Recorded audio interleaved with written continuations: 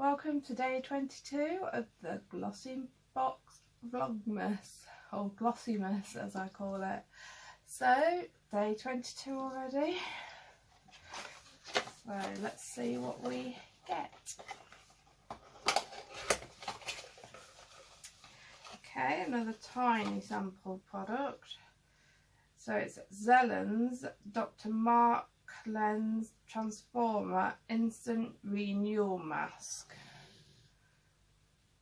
Now I've no doubt that that is an expensive product. However, I think I'd be lucky to get one application out of that.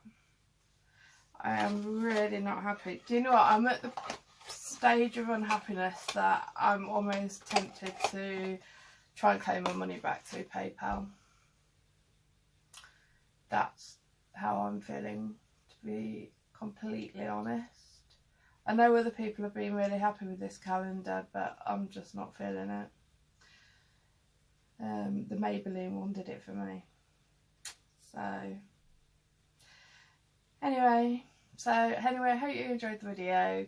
Don't forget to like, subscribe and leave me a nice comment down below, and a share would be nice too. And don't forget to watch the whole playlist right from day one, and I shall see you soon.